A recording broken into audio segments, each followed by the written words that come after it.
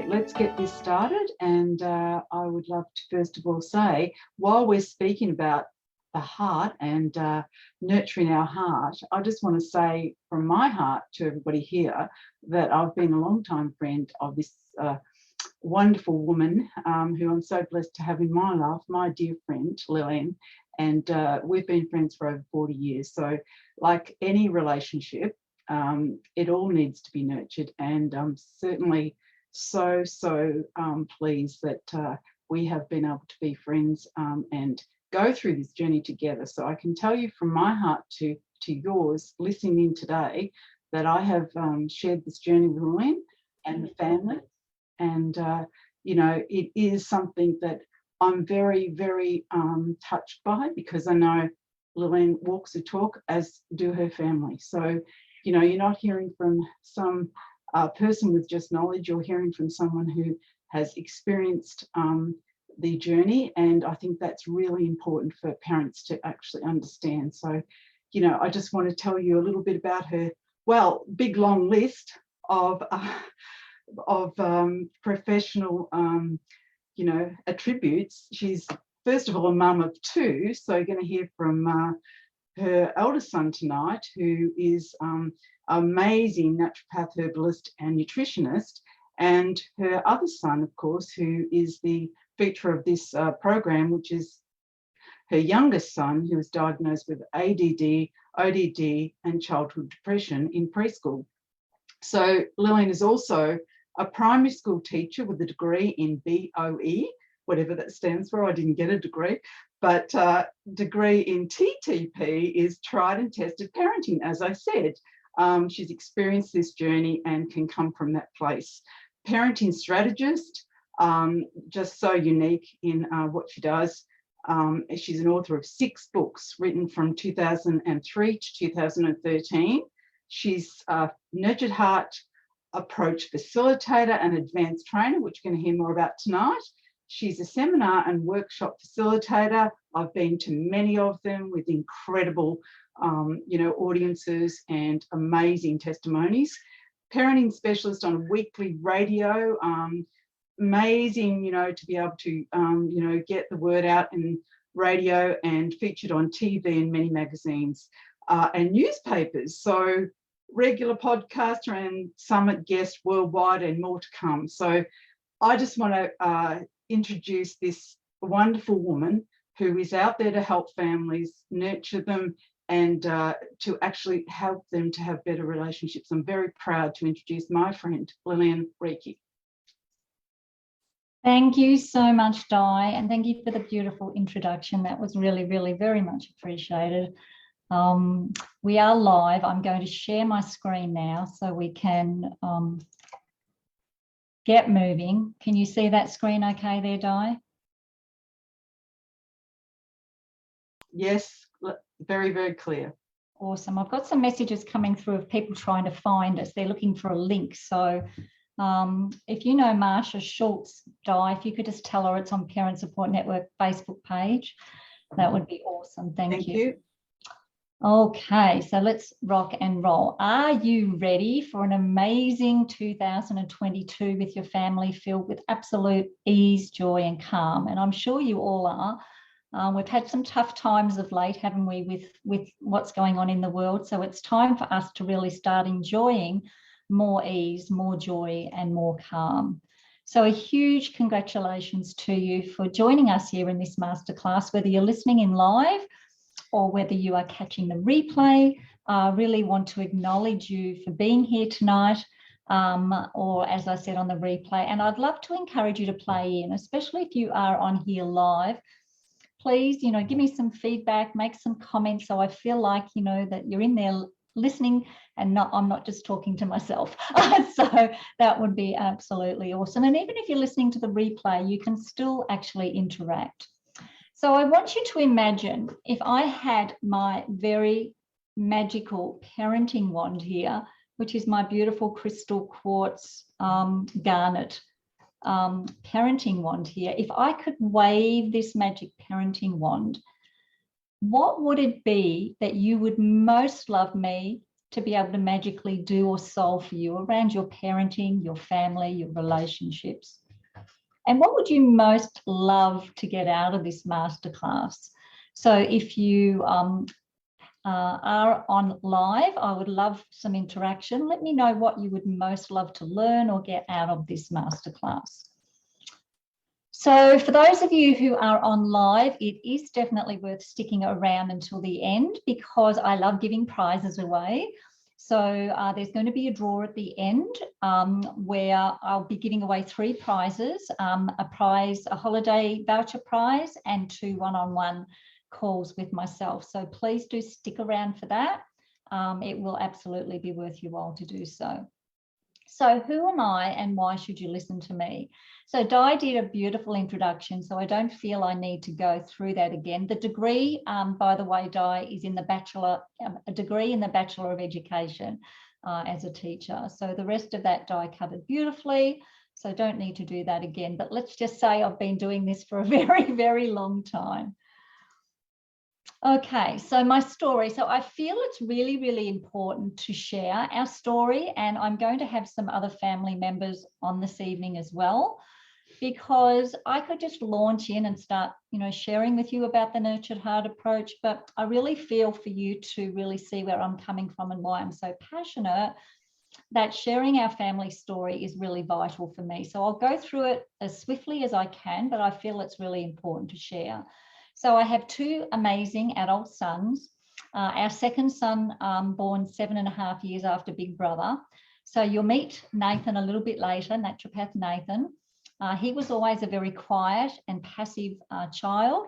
And our home was pretty, quiet. It was pretty calm until our second son came along. So he had a very, very stressful birth. And he had challenges from birth. He was irritable.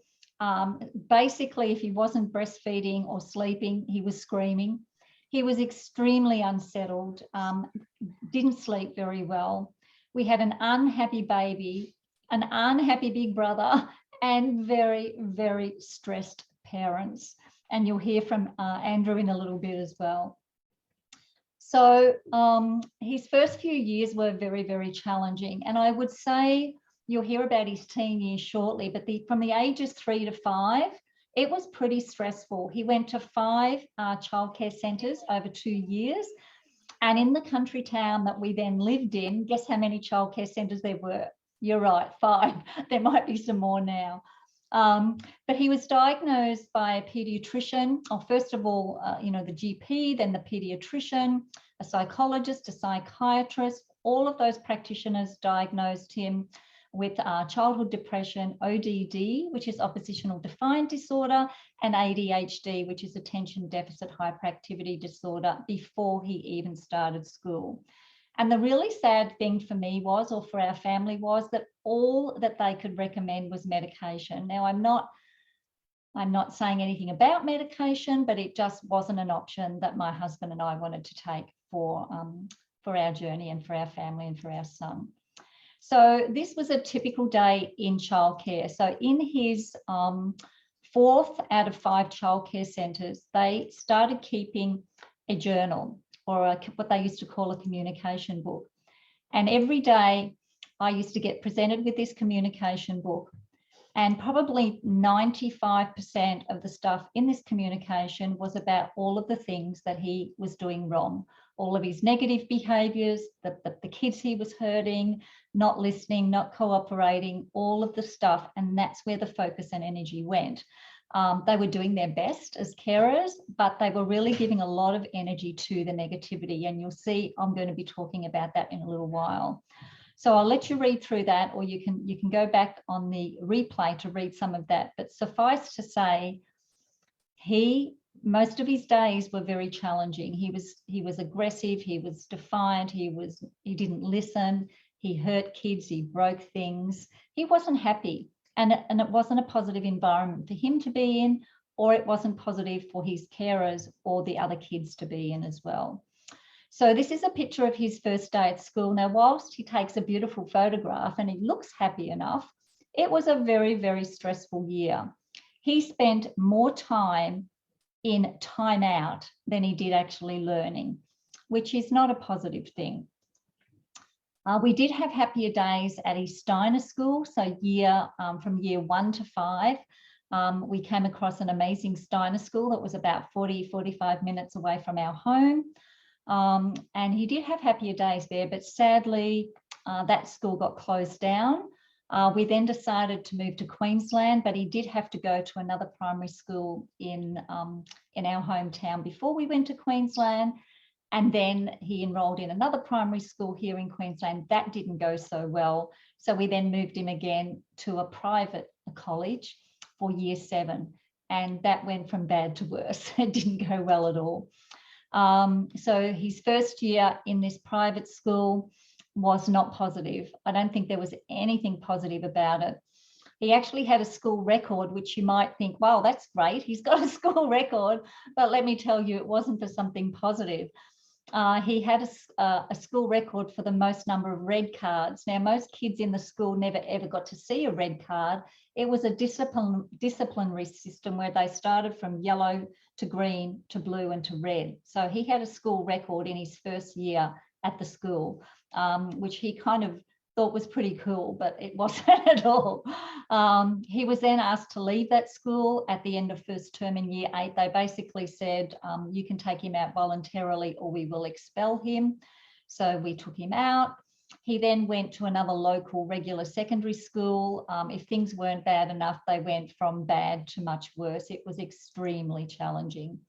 I've got to say that, you know, these next couple of years really were the most stressful in our, probably not in just in my parenting journey, but I'd say in my life journey, the most stressful couple of years that I recall, and definitely the most stressful couple of years with our son. And if you look at the word revolt, and you can see the word love in there in the red back to front. So a lot of kids who are seeking love and seeking acceptance sometimes revolt to get that, right? So when a child is revolting, you've really got to look at, well, what is it that they're seeking? And often they're just seeking unconditional love from us, from the people that should love them the most.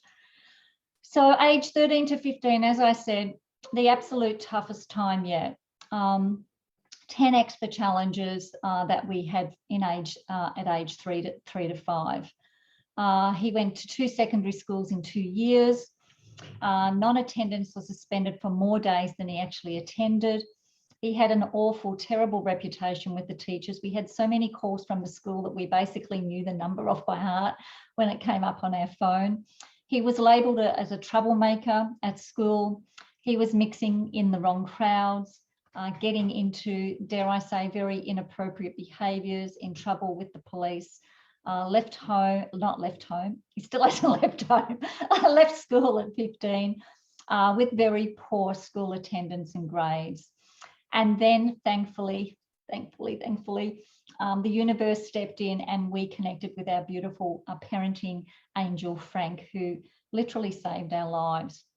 But just as we were beginning to mentor with Frank,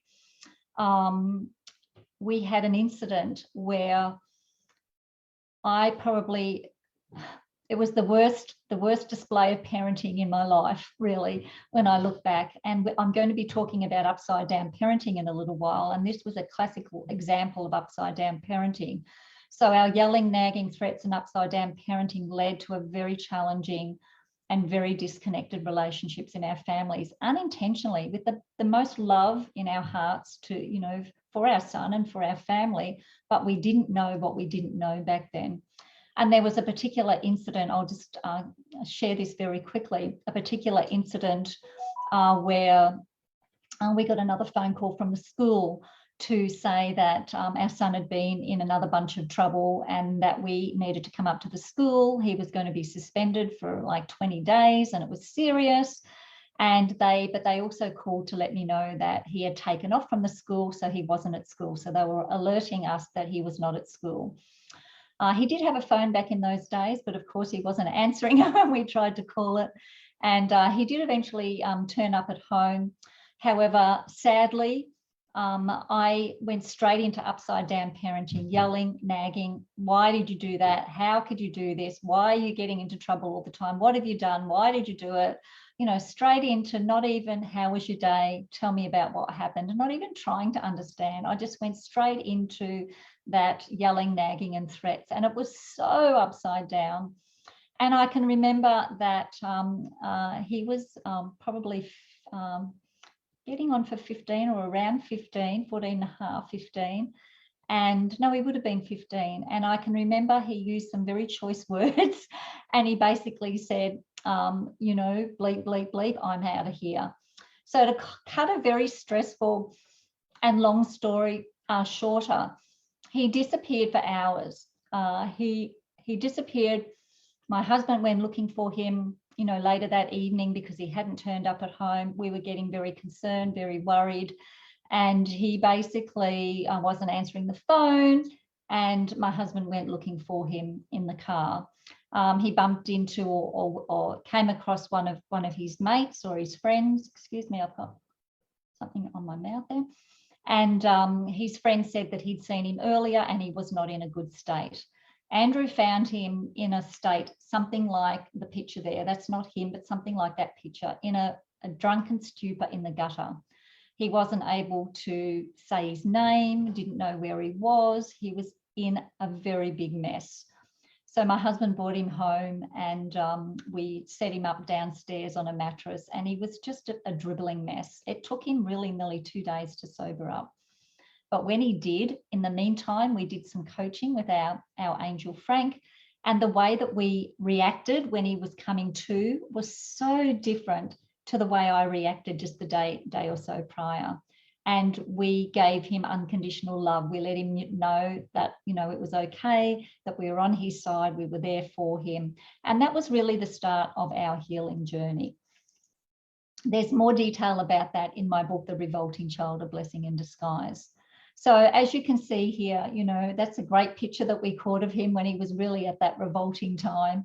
And then, you know, just about, 10 to 12 months later, the difference was huge. It was really, really huge. That's when the healing basically began from that incident. We had a lot of disconnect between him and his brother, 7.5 years different. But their relationship definitely started to mend and to improve after that time. And, you know, I'm so pleased about that. They're now really great mates. They, you know, they hang out together. They have common interests and hobbies and, you know, they're as two adult men now, they really get on well together. So he has also now been in business with his dad for, I think, in a few days' time or about a week's time, for 10 years. But I'm going to hand over to Andrew just to share a little bit about his journey with his son from a dad's perspective, right? Because often it's us mums that talk about, you know, the kids and the family and the parenting stuff. But let's hear from a dad. So over to you, Andrew. Okay, I wasn't ready. I'm sorry. Can you hear me? Well, you're going to have to turn your speakers down, please. Okay, can you hear me okay? Could someone just comment to say that you can hear me? Great. Where do I begin? Almost 10 years ago, Lillian and I, Caleb and I started this business together as electrical contractors, and I guess at that stage we'd come through quite a journey working with Caleb, and I don't think even at that stage I realised how special this young man was. I have enjoyed every single day of working in very, very close proximity. I couldn't have imagined this being possible 15 years ago, but he's grown into such a special person and relates to Lillian and I so well, and we're able to, if he's got a problem, he comes to us, if that makes sense. And there's a freedom of being able to talk about their problems rather than hide them away and go talk to their mates and things like that. And Frank taught us so much about being being on his gang, if that makes sense. One way or another, they're going to be a member of a gang. It might as well be our gang that they're a member of rather than somebody else's, where he can take part in making the rules right here with us rather than out there in the world with somebody else. I can't even begin to express the difference that it has made in learning from Frank, and now Lillian through Nurtured Heart is able to implement so much of what Frank taught us, where we had to take feedback back to Frank in situational issues, and he would tell us how to handle that better next time. Whereas through Nurtured Heart, we now actually, Lillian has a proactive, systematic way of heading these issues off before they even arise, and being a great parent, not just a learning to respond better and being a great parent that way. It's a proactive way of becoming a great parent and a great friend, and developing amazing relationships, not just being dad, but having, yeah, I'm a dad, but I have a fantastic relationship. And if I can possibly just encourage one thing out of this recording, I pray that there's fathers out there that get to listen to this that don't think it's their wife's job to fix the kids' problems. It's not. It's time to step up and be a real father. I didn't know what a real father was until we were coached by Frank. And a real father leads with his heart, certainly not with his fists, that's for sure. And if you raise your voice, you've lost the game. And so we've just learned so much, and Lillian has so much to offer through this course. And I just encourage everybody to please don't just do this course, but implement it, because it works to the T. Everything we were taught worked. We just had to honor ourselves enough to implement it without deviating. Just implement it, because when we did, it worked, so we kept doing it. And here I am 10 years later. I've never raised my voice at my son in 10 years, and he's never raised his voice at me. Thank you. Awesome. Thank you so much, Andrew. And I see the proof of that every day. I see these two working together, you know, for hours on end. I see them cooperating, respecting each other. And, you know, I've never seen them or heard them with raised voices. Actually, I don't think we have any raised voices in this home at all. So, yeah, it's beautiful to see. So thank you so much for sharing, Andrew. And so this is my beautiful family. So Andrew and I, obviously, this is our youngest son with his beautiful partner, Amy, and of course, Nathan, that you'll meet a little bit later on the masterclass. So the Nurtured Heart approach is something that, as Andrew mentioned, it's something that is making a huge difference for so many families, and something that we continue to use in our home and with our family, and even with our dog Hazel. So how did I find out about Nurtured Heart approach? I was actually speaking with a psychologist at an event I was at, and I was sharing with her what I did, and she goes, "Oh, I've just heard about that. That's the Nurtured Heart approach." And I'm like, "I've never heard of the Nurtured Heart approach. This is the Lillian Reekie approach, the tried and tested parenting approach." And anyway, so I went and looked it up. Long story short, I found out about the Nurtured Heart approach. I did the course, the accreditation course, in March of 2014. And earlier in June last year, 2021, I became an advanced trainer. So it's something I'm very, very passionate about. The Nurtured Heart approach has actually been around for nearly 30 years. This year, it will be 30 years. So this is Howard Glasser, who is the founder, now well into his 70s, but he's just got a little personal message here for us. Hi, Lillian. Hi, my friends in Australia. I am so happy you found your way to the Nurtured Heart approach. You're in the best of hands, and I hope you enjoy the ride. It will be revealing and fun and empowering. Be well. Thanks, Howie. I love him so much. He's an amazing man. I get on regular monthly mentoring calls with him. He's incredible. So let's have a quick look at the nurtured heart approach. So obviously I can just do a really quick overview this evening, but I'll do my best to give you, a quick overview of what it all is about.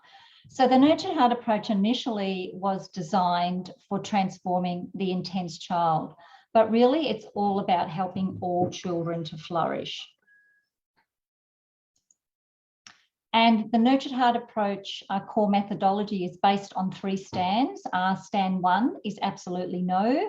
Stand 2 is absolutely yes. And then stand 3 is absolutely clear. And if you think about the word stand, it's very purposeful, isn't it? When we take a stand on something, we get really clear, we get resolute, we get really precise. And you can't take a stand on something if you're wishy-washy. So if you're going to take a stand on something, it means you're going to do it well and you're going to do it properly and you believe in it. So stand 1, I refuse to energize negativity. Now, this is challenging for some of us when we get started, because many of us unknowingly or knowingly do communicate with a lot of negativity and put a lot of focus on the negative things that are happening around us. So it's refusing to energize negativity. It's about not rewarding negativity, which are things like disruptions and outbursts that distract our children from their greatness. So we don't want to reward that with elevated energy, connection or relationship. And it's about really being intentional about where our energy is flowing. And you may have heard of this saying, where attention goes, energy flows and results show. So it's exactly the same with this, where we put our attention, our energy and our relationship, that's what we get more back of. And it's never so evident as it is with our relationshiping and our communicating, particularly with our children. So stand 2 is absolutely yes. And this is my favorite part, I guess, because I love giving these beautiful recognitions. So absolutely yes is I relentlessly create and energize positivity and success. I want to look for all of the, the positive things that I can energize in people. I want to energize and nurture firsthand experiences of success. It's about working immediately to identify and describe and express appreciation for steps, large and small, even the very small steps a child takes in manifesting his or her choices and their intrinsic greatness. So sometimes, particularly with a more intense and challenging child, we have to look a little bit harder for the positive attributes or the positive things that they're doing or the success that they're moving towards. But trust me, they're there, and we have some strategies for helping you to find those. And it's really about actively initiating opportunities for children to be successful and to feel successful. So it's about showing up in big ways when things are going right or moving towards something more positive. So within stand 2, and this is a really integral part of the teaching, there are 4 recognitions that we teach you. And when people come into my courses, I say to them, this is like coming in to learn a new language. So just pretend you're coming into German class. You're going to learn a few words to get started with. Then those words will blend into sentences. The sentences will blend into paragraphs. The paragraphs will blend into short conversations. And then eventually, as you keep practicing this over the weeks and months and even years, you'll become more fluid with the nurtured heart approach, terminology and the way that we speak, just like you would if you were learning German or another language.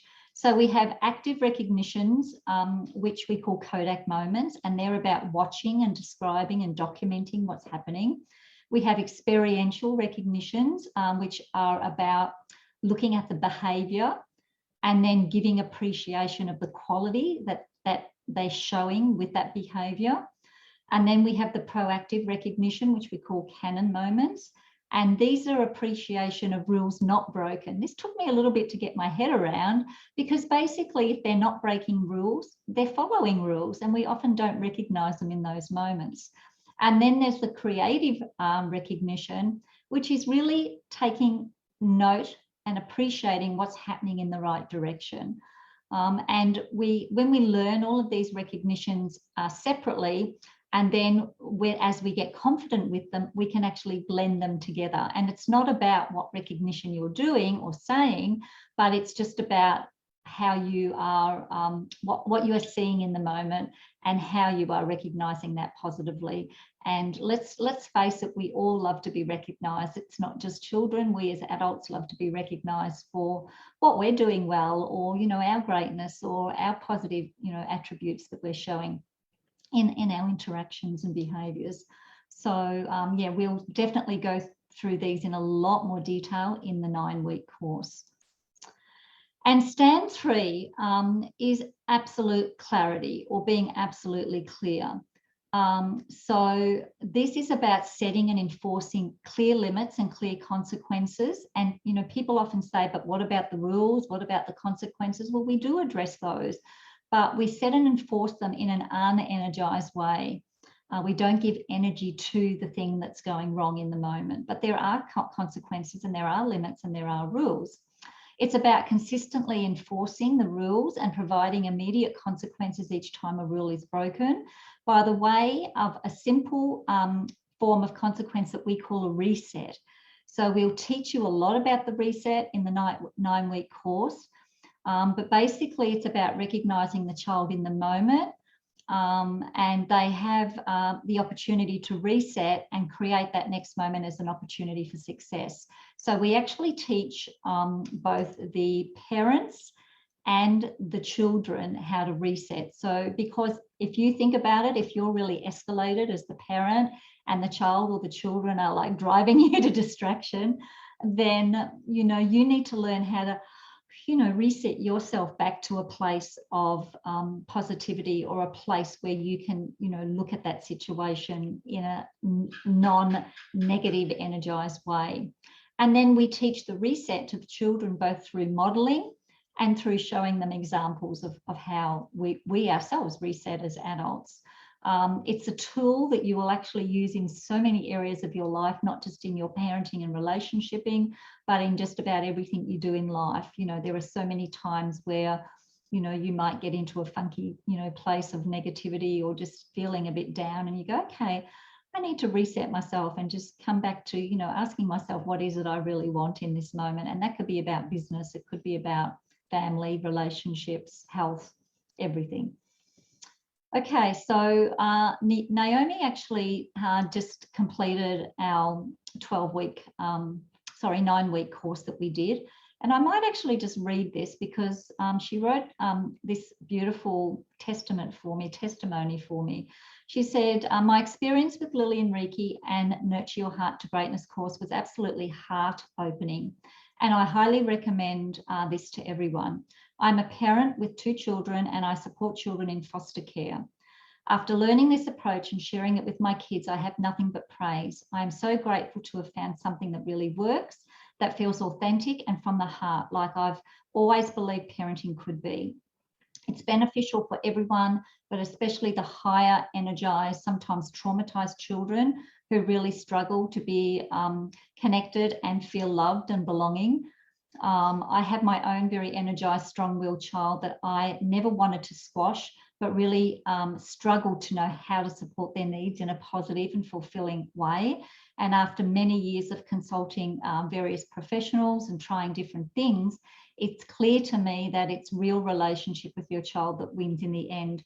And Nurtured Heart approach is the foundation with your child that wins, for your really connecting and building that relationship foundation with your kids and families.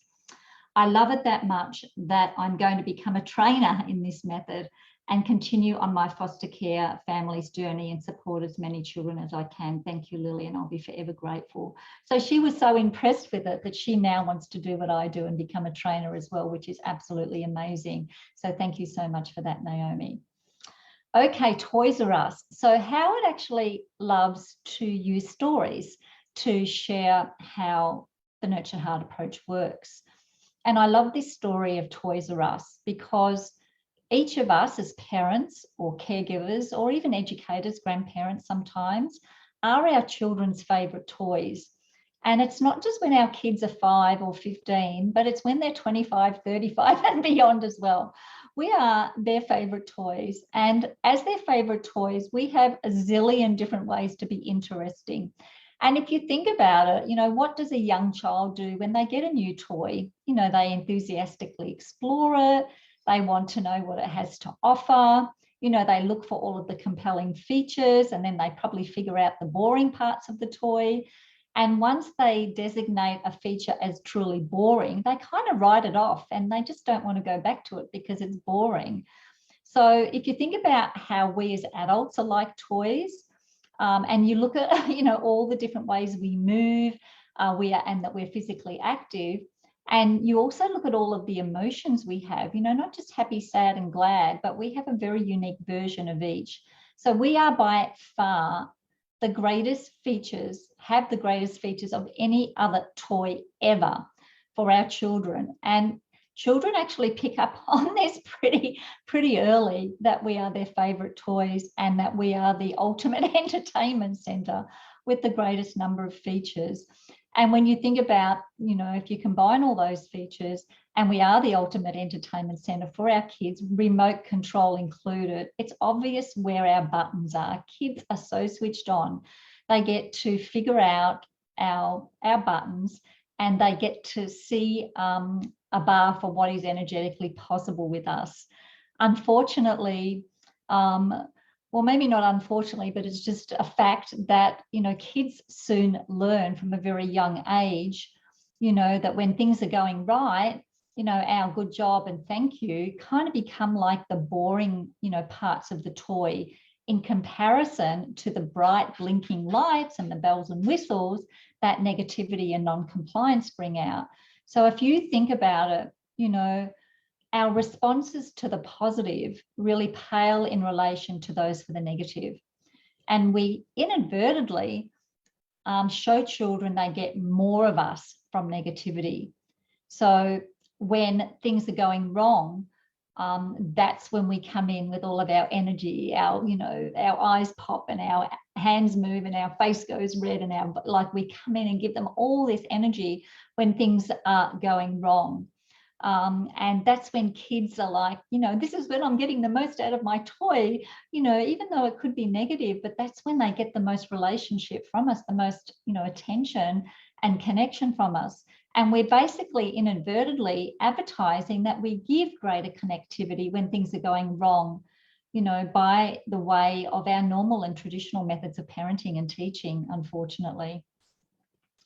And if you think about it, you know, when are we radiating the most energy? And if you have children at home at the moment, think about, you know, a current or a recent time when your buttons were really pushed. Think about a time that made you really react vibrantly, you know, to what was going on. Think about that incident and be totally transparent with yourself. Did you come more to life when the kids in another instant were being cooperative and well behaved and perhaps playing quietly? Or did you come more to life in that negative situation when the kids weren't listening, you know, when they were breaking a rule, when they were being uncooperative, you know, disrespectful, arguing? Is that when you came in with more energy and connection? So for most of us, it would be when it was a negative situation, because often when they're doing the right thing, it's just the good job, well done, pat on the back, you know, junk food praise. But when they're doing the wrong thing, that's when we come in with all that energy. And especially for those really intense and challenging kids who, you know, really demand more energy and attention from us, they really get to learn from both us parents and educators that how they get that energy. And that's how they learn, you know, to relationship, basically. It's a little bit like, you know, watering the garden. If you think about putting some water in beautiful fresh water into your watering can and perhaps putting some nutrients and fertilizer into it, Would you go out and water the weeds with that? No, we wouldn't, right? Because we don't want the weeds to grow. We would go out and water the flowers, the veggie patch, the herbs, the trees, you know, the things that we want to grow. That's what we would give attention to with the beautiful water and nutrients. We wouldn't go and water the weeds. Yet in our relationships, and not only our relationships with our children, but with all of our relationships, we are watering the weeds. We are giving our attention, our energy, our relationship, our connection to the things that we do not want to grow more of.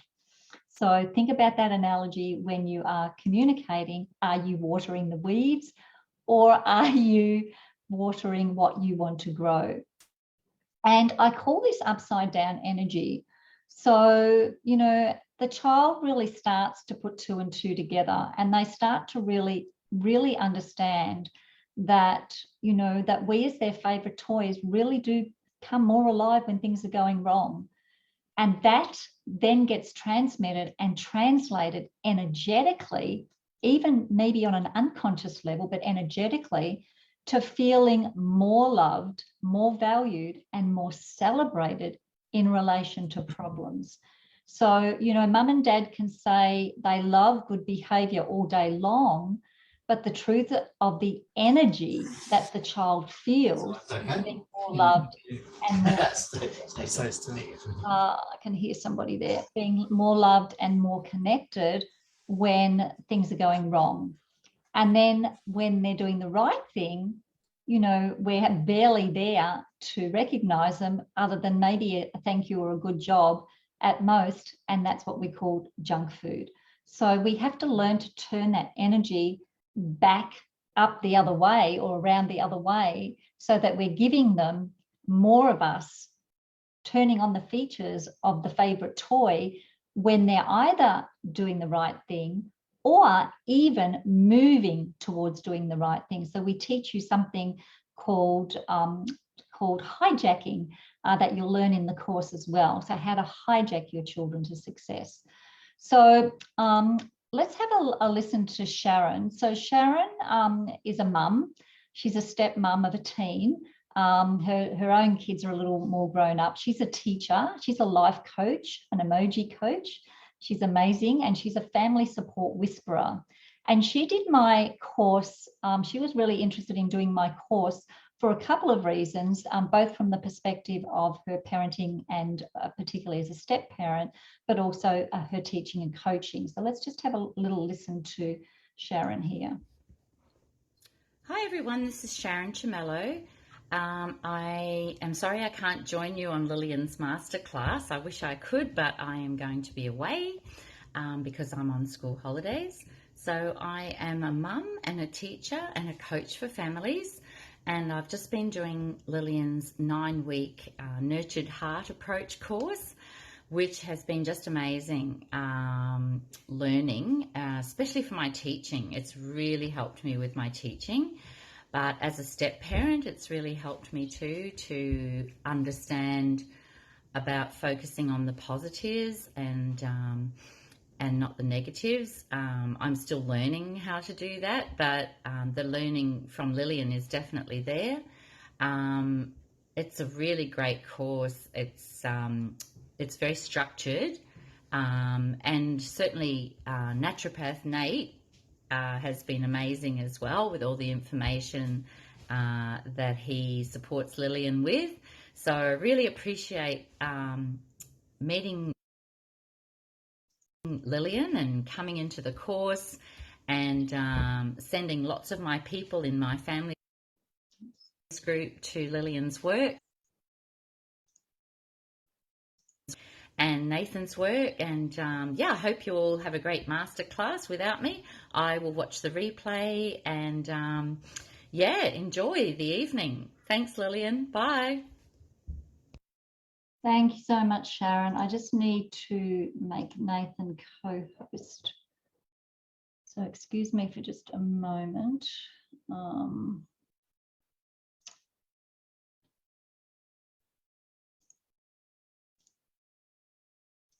There we go, Nathan. Okay. So Maria is another of our course participants that just recently did the recent course that finished just before Christmas. She's a mum of 2 school-aged children, young children, primary school-aged children. She's a future-proofing counsellor, a business coach, and a marketing and psychology business owner as well. She really, really loved the course. So let's just have a listen to her little share as well. Hi, I'm Maria, and I've been in the Nurtured Heart program with Lillian Reekie for the last few weeks, and I've found the program very supportive. What I love most about the program is that it brings together the characteristics and the values that you really want to instill in your children that will support them, not just for now, but for the rest of their lives. So I can't recommend the program enough. As challenging as parenting is today, we all need tools, regardless of who we are, that can support us to create children that are resilient and can handle the world that they're born into. And that's what I really, really love about this program. Thank you so much, Maria. Really appreciate you. So Nathan, are you ready to hop on? I'm just sending him a message. So that's all I'm going to cover for now on the Nurtured Heart approach. There's so much more to share in our 9-week course. I spend 8 weeks on teaching the Nurtured Heart approach, and we also have a health and wellness week with Nathan. So for those of you who don't know Nathan, he's an Australian qualified naturopath, nutritionist and herbalist with well over a decade of clinical experience at Beyond Good Health Medical Clinic. He was trained and mentored by a holistic medical doctor. He works with a bunch of holistic medical practitioners. He has many areas of interest. One of them, of course, is because of our family's journey is parenting and children's health and wellness. He actually became a naturopath because of our family's journey. And he has a huge passion for helping people with their health. So I've actually asked Nathan to share a little bit more about some of the health conditions that parents might need to look at with their children. So Nathan, I'll stop sharing so that you can share your slides. And love to welcome you on. Thanks, Nathan. Thank you very much. Just doing a sound check. Yes, all good, Nathan. Thank you. Awesome. Well, as you've just all listened, and again, I always love hearing about Nurtured Heart approach because I think it's something that, you know, should be a manual that all parents are given when they start a family. And I'm here to quickly talk to you guys about what can you do for things that may not be 100% in your control.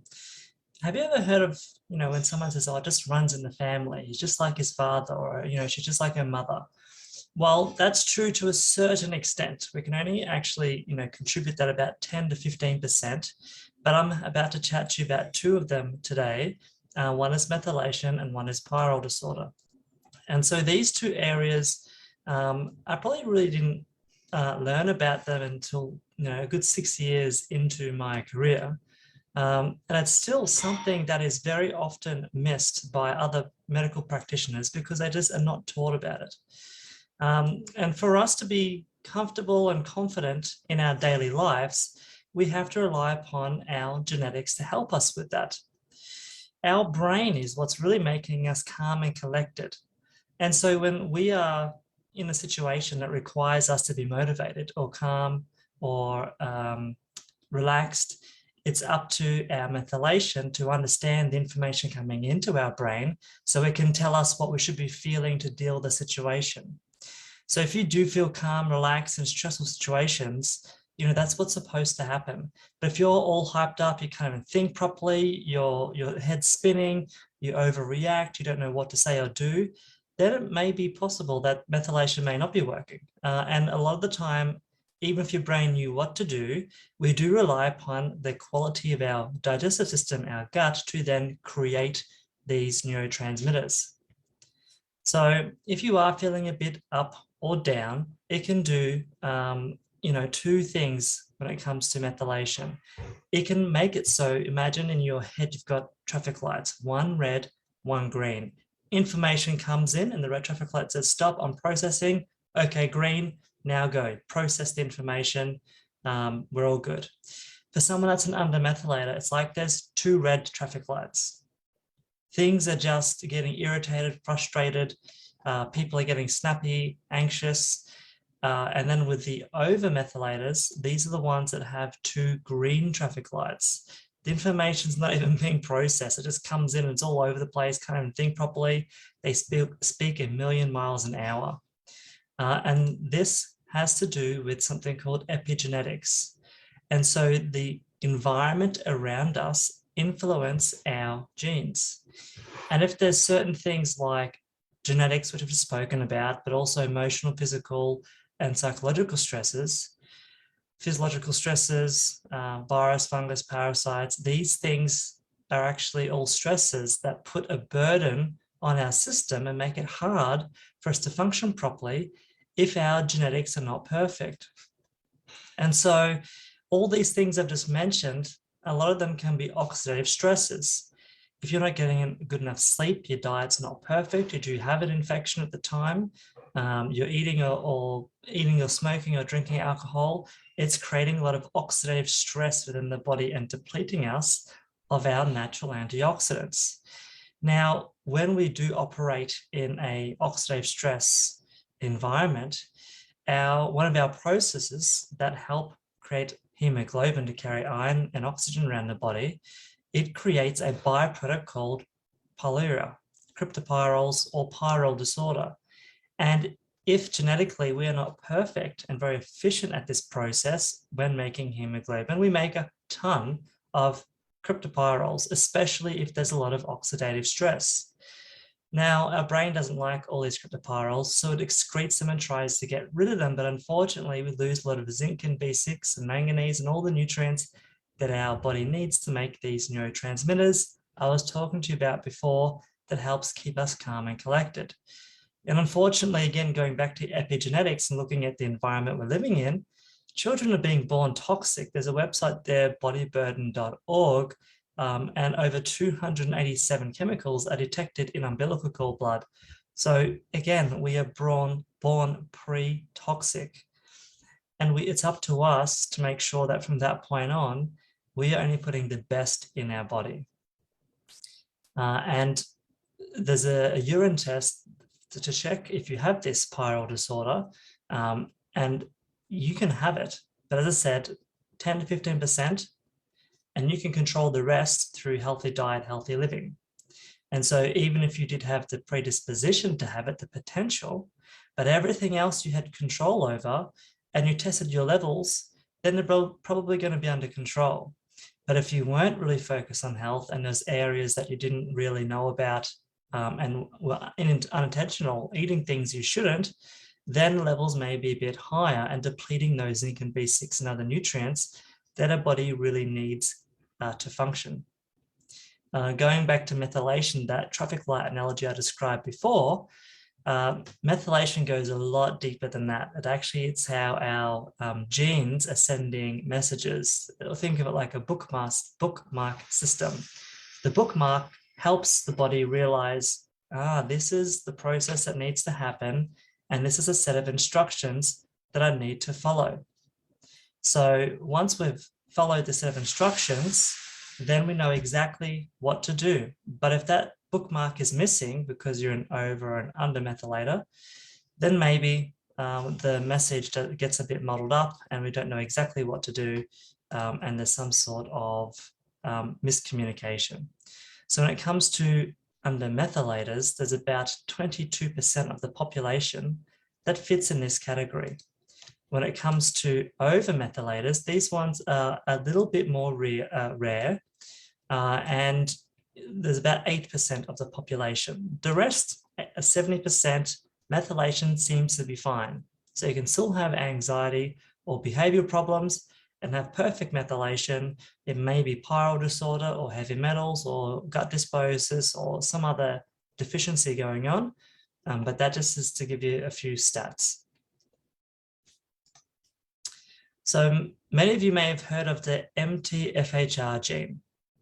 Now, the MTFHR gene is one little gene in like probably 15 in the methylation cycle that's responsible for helping us methylate. And it's probably the most common known one. And essentially, even if you're eating the perfect diet, rich in really good quality greens, your body can't convert the folic acid to the activated form called 5-tetrahydrofolinic acid. And it creates like a traffic jam, especially if you have too much folic acid. It's not being converted and the body can't go on to the next step, and it just slows down the methylation or interrupts it. So it's extremely interesting looking at people's genetics and testing their methylation, which can be done via blood tests through certain parameters. And again, it's not often that I see when it comes to children or even adults struggling with some of these symptoms that you've been reading about, that this is even tested. So it's always my pleasure to bring that to people's attention so we can make sure if this is an issue, we can create a treatment and get it sorted. Ultimately, even without knowing how you're methylating or if you have pyrrole disorder, if you just eat really good quality fats, make sure you're having adequate protein, the right type of carbohydrates, cutting down on foods you know you're intolerant to, or even getting a check to see what else could be a hidden food intolerance, that you are avoiding a lot of oxidative stress, so stress itself, smoking, alcohol, living in pollution, drinking contaminated water, making sure that if you do have fungus and parasites that you see a naturopath or a holistic practitioner to help you deal with those. So these are all things that you can do to reduce all this oxidative stress. And if you do have a lot of symptoms when it comes to anxiety and depression, then definitely go and see a practitioner. I can help as well that deals with methylation and pyrrole disorder. Unfortunately, a lot of these tests are not bulk billed or available for rebate, but the cost of them isn't too much. So it's again, not going to be a standard test when you go in for a checkup and you're told everything's fine. They usually have not looked at this. So I hope that quick intro into methylation and some epigenetics and pyrrole disorder gives you a little bit more answers as to what might be going on. I'm going to hand you back to the amazing Lillian now for her to finish off. Thank you so much, Nathan. I will need to share my screen again. Okay. Okay, can you see my screen there now? Yep, perfect. Awesome, thanks, Nathan.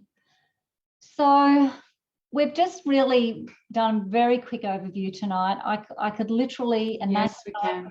Thank you, Di.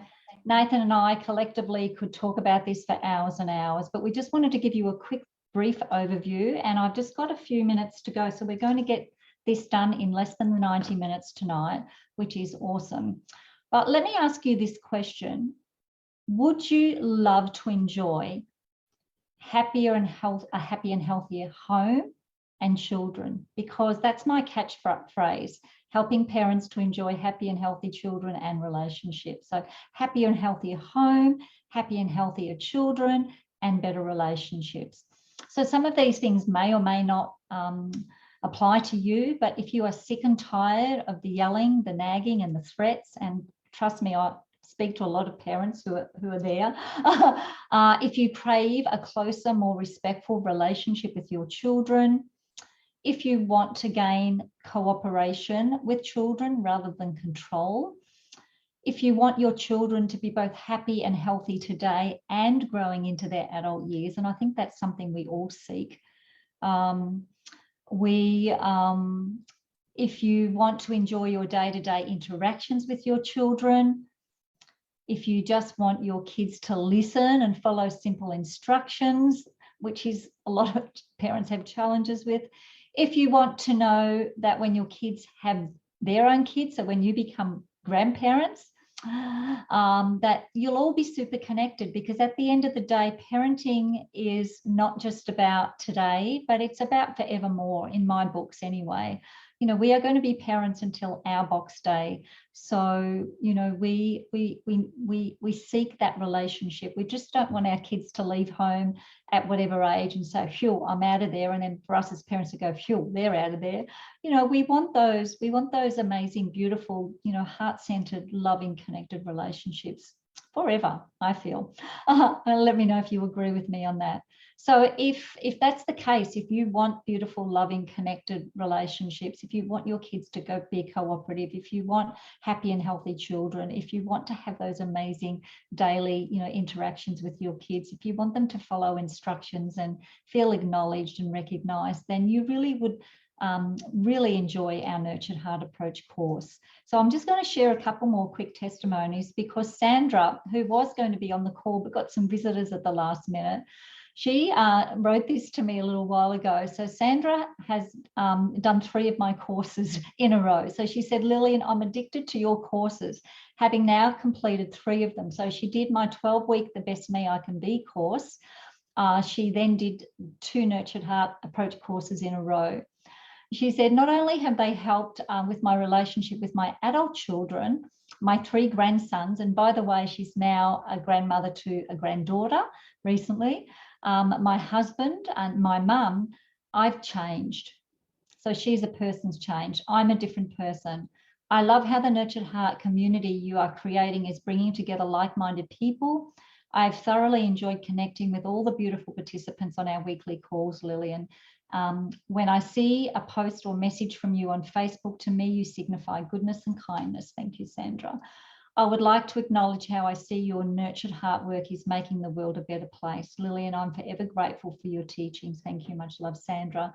And one of the most beautiful things about that recognition was that she's actually using the Nurtured Heart approach in recognizing me. So when you see your student, using the approach that you've taught them on you, that is absolutely heartfelt. Therese also has done two of our courses. So she said, I've completed 2 amazing Nurtured Heart Approach courses with Lillian. She also purchased my 12-week The Best Be I Can Be parenting course as well. So she's really done 3 courses like Sandra. Lillian is an exceptional teacher, and I'm very grateful to have learnt from her. Her passion for the Nurtured Heart Approach, love for people, gifted teaching style, life experience, and her own continued learning of the Nurtured Heart Approach combined to make participating in her courses a very enriching experience for me. In each class, Lillian teaches the fundamental concepts of the Nurtured Heart Approach thoroughly, and then uses the discussion to teach further, using the successes and struggles shared by the participants for poignant and personal guidance. Participating in the second course gave me the opportunity to consolidate the teachings, practice with guidance, and share in new discussions. Over that time, I have been learning and practicing the Nurtured Heart Approach, focusing on and energizing the positive, removing energy from the negative interactions, and setting clear limits, combined with learning how to switch my thoughts and behaviours. We as a family have increased our ability to listen calmly and to focus together on the positive parts of our interactions. We talk more, we listen more, and the environment of us as a family is so much richer. By the way, that photograph you can see there is about four or so years old. So the kids are even older now, like they're all in their 20s, which is great. To see that it's not just with young children. Learning the Nurtured Heart Approach has given me tools to use outside the family as well, to make choices to bring positive energy to these situations. For example, when I email or text, I take the time to focus on writing positively. And when I know I'll be seeing someone negative or know of a situation that'll be challenging, I prepare positive content beforehand and use Nurtured Heart Approach practices for a more harmonious interaction. That's very clever. I feel so much more confident and happier knowing and using the systematic framework, and I know that anyone who learns and uses the Nurtured Heart Approach will improve their family relationships and also all of their other relationships. So that's just a few of the very many, beautiful comments that I get back from my students, the people who participate in our courses, and it's just heartwarming to see and to hear and to read those testimonies. So my why. And Nathan, just give me about 2 minutes and then we'll do the draw. So my why do I do this? You know, when my kids are all grown up now and things are great, I do this because if I can help one other family to enjoy the beautiful relationships that we have in our home and with our, you know, our family, you know, that's what is my why. My why is helping other people to feel the way I feel. And when I see families, you know, benefiting from what I'm teaching, it fills my heart with so much joy. It really does.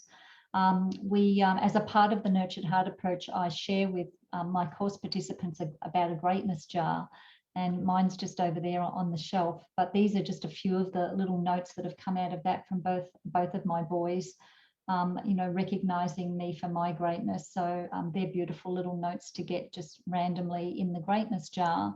I also have a bunch of letters from both of my boys, but I've highlighted here the ones from my youngest son, particularly when he was, you know, very challenging. And to think that, you know, these were, I'll leave that up there just for a moment while Nathan does the wheel of prizes, but to get this sort of recognition, you know, from our children as adults is so heartwarming. It really is. And it is my why. It is why I continue doing what I'm doing. I mean, I could, you know, really be just kicking up and, you know, retiring in my 60s now, but I just have this huge passion to keep sharing this with families, and I get so much joy from helping people to really connect more with their loved ones, with their children and their family. So